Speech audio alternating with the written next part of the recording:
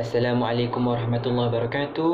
Kami dari kumpulan 1 ingin membentangkan pembentangan kami mengenai subjek falsafah. InsyaAllah di bawah tajuk Kebenaran menurut kacamata Aristotle.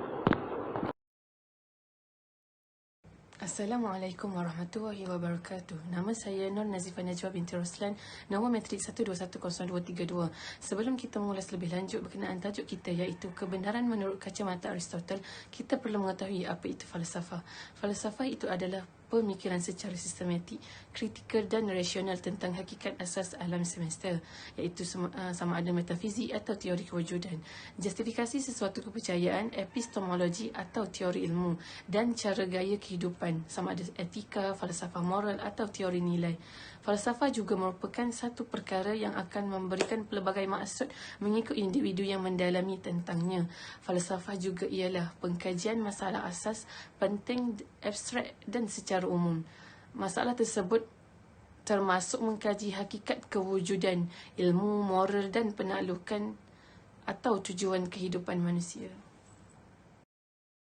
Objektif kajian yang terdapat dalam kerja khusus ini yang pertama ialah menulis latar belakang Aristotle. Yang kedua, menjelaskan pemikiran dan definisi Aristotle berkaitan kebenaran. Yang ketiga, mengemukakan kaya ukur kebenaran oleh Aristotle. Dan seterusnya, menyatakan cara Aristotle mengumpulkan kebenaran dan sumber yang digunakan beliau. Dan akhir sekali, menyatakan kesan pemikiran Aristotle terhadap masyarakat.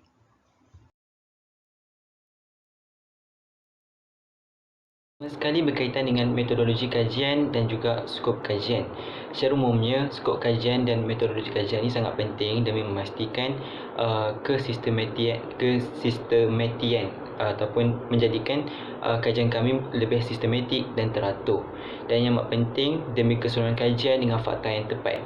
Sebagai contoh kaedah kajian tersendiri iaitu di dalam kajian ini, dalam kajian falsafah kami ini, kami menggunakan kaedah kajian kepustakaan ataupun dalam bahasa Inggerisnya library research yang menggunakan hanya buku bertulis yang rasmi ataupun jurnal terbitan yang rasmi. Assalamualaikum warahmatullahi wabarakatuh. Saya Nusra Amira binti Abdul Saudi, nombor matrik 1210278. Saya akan membentangkan tentang riwayat hidup dan latar belakang Aristotle. Aristotle terlahir pada 384 sebelum Masihi di kota Skandra Greek yang merupakan sebuah kota koloni yang terletak di Yunani, iaitu di semenanjung Kalsidisi yang berada di wilayah Makedonia. Sejak kecil lagi, Aristotle ini telah dididik dan diasuh oleh ayahnya dalam bidang kedoktoran, memandangkan Aristotle ini manakah ayah Aristotle ialah seorang doktor peribadi kepada keluarga King Amstel of Makedonia dengan harapan Aristotle menjadi doktor seperti ayahnya.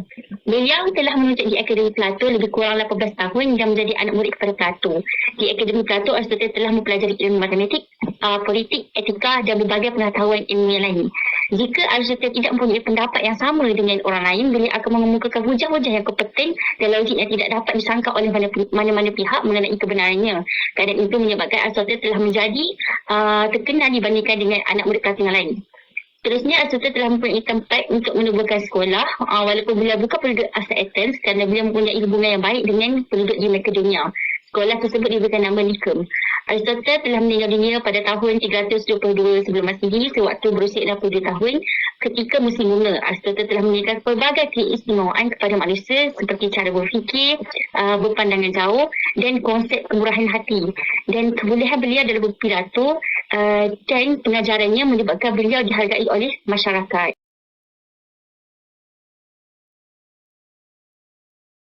Assalamualaikum warahmatullahi wabarakatuh.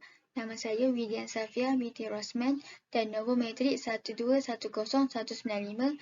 Pada hari ini saya ingin membentangkan konsep dan definisi kebenaran menurut Aristotle. Sebelum itu, perkara yang pertama adalah pengetahuan merupakan hasil proses dari usaha manusia untuk mengetahui suatu perkara. Dan definisi kebenaran pula ialah apabila kita bersetuju dengan suatu perkara, maka kita akan mengatakan ia suatu perkara yang benar ataupun menyetujui dalam perkara itu membawa kebenaran. Hal ini bersesuaian dengan pendapat Aristotle yang mengatakan bahawa sesuatu yang ada sebagai tidak ada atau sesuatu yang tidak ada sebagai ada adalah perkara tidak benar. Sebaliknya, kalau sesuatu yang ada sebagai ada atau sesuatu yang tidak ada sebagai ada adalah benar. Selain itu, Aristoteles menamakan falsafah sains sebagai teologi, dan kebenaran pada dasarnya adalah persesuaian antara pemikiran dan kenyataan. Menurut Aristoteles, falsafah sains adalah asas kepada segala perkara. Falsafah sains merupakan ilmu pengetahuan yang merangkumi kebenaran yang terkandung dalamnya adalah seperti ilmu-ilmu metafizik, logik, retorik, etika, ekonomi, politik dan estetika. Di samping itu, murid Plato ini menerangkan bahawa ilmu pengetahuan boleh didapati daripada dua jalan iaitu induksi dan deduksi. Kayu ukur kebenaran menurut Aristoteles. Pada hakikatnya, manusia yang hidup ini mempunyai hasrat untuk mencari pengetahuan kebenaran. Pengetahuan merupakan hasil daripada usaha manusia untuk mengetahui satu perkara. Manakala kebenaran pula ialah apabila kita bersetuju dengan satu perkara, maka kita akan mengatakan ia satu perkara yang benar ataupun menyetujui dalam perkara itu membawa kebenaran.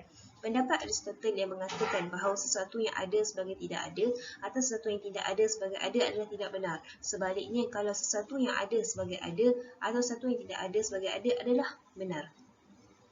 Dalam Phaedo, Plato beranggapan bahawa sesuatu benda boleh dikatakan indah apabila kita memiliki idea tentang keindahan. Arti kata lain, idea keindahan hadir dalam benda-benda berbentuk indah, duniawi yang indah. Oleh yang demikian, benda-benda yang indah tersebut termasuk dalam idea keindahan. Maka di sinilah terletaknya percanggahan Aristoteles. Menurut Aristoteles dalam Phaedo, idea atau forms adalah penyebab dari ada dan menjadinya segala realiti konkret atau delia. Teori penyertaan Plato menurut Aristoteles tidak dapat menjelaskan kenapa forms dapat menjadi penyebab ada dan menjadinya realiti konkret. Hal ini kerana tiada penyebab yang lain, iaitu causa efficient atau penyebab efisien adalah motor yang menjadikan satu kejadian. Aristoteles lebih mementingkan pengetahuan yang didapati dari deria dan lebih sesuai diklasifikasikan sebagai ahli empirisme. Seterusnya pula, saya akan bentangkan tentang cara Aristoteles mengumpulkan kebenaran dan sumber bagaimana dia mengumpulkan semua kebenaran dia. Okey, yang pertama sekali, cara Aristoteles mengumpulkan kebenaran dan sumbernya ini mempunyai kait di antara satu sama lain yang sangat rapat. Sebab apa? Macam yang dikumpulkan melalui sumbernya. Dan bagaimana sumbernya, terdapat sumber-sumbernya tersendiri yang menghasilkan ataupun menjadikan kebenaran itu terkumpul oleh Aristoteles. Dan antaranya ialah yang pertama melalui pembukuan teori-teori metafiziknya. Bagaimana ini berlaku disebabkan pembukuan teori-teori beliau sendiri menyebabkan beliau mampu untuk mengumpulkan setiap kebenaran yang ada. Sebagai contoh, di dalam buku itu sendiri terdapat pertembungan dan kritikannya terhadap Plato dan ahli sofistari. Dan sebagai contoh, kritikan dia kepada Heraclitus sebagai seorang bapa kepada persatuan ahli sofistari ini. Yang mana dia berpendapat bahawa Plato lebih layak, dan ini menyebabkan dia mengumpulkan setiap kebenaran dan menjadi sumber kepada bagaimana dia mencari kebenaran tersebut. Selain daripada itu ialah kaedah saintifik yang dikembangkannya sendiri, iaitu kaedah ini beliau mengembangkan teknik yang Plato buat dalam kaedah saintifiknya yang bersifat pre-posterior theory ataupun sebelum apa. Sedangkan untuk Aristoteles sendiri dia bersifat selepas apa, iaitu kaedah empirical. Kesan pemikiran Aristoteles telah meluaskan perbincangan mengenai sistem masyarakat dengan lebih mendalam menerusi karya agung beliau iaitu The Politics, yang antara lain membincangkan tentang perkara makro di peringkat negara seperti pemerintahan. Beliau percaya bahawa sebuah kerajaan yang baik adalah hasil daripada kebijaksanaan seseorang pemimpin, dan sekelompok manusia yang bijaksana hasil daripada sistem pendidikan yang efektif. Dua ciri kerajaan yang efektif menurut pandangan Aristoteles iaitu keakuran terhadap undang-undang oleh rakyat dan fleksibiliti sosial undang-undang.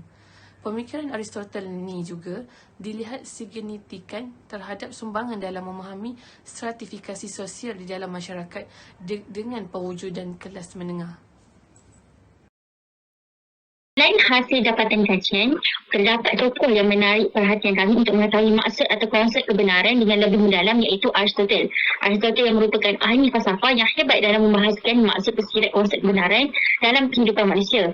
Hal ini dikatakan kerana cara Aristotle berfikir atau memberi penghujahan berkaitan kebenaran berbeza dengan ahli falsafah yang lain kerana kandungan intipati yang disampaikan melalui konsep kebenaran mempunyai definisi yang tepat dan huraian jelas dan mudah difahami oleh orang ramai.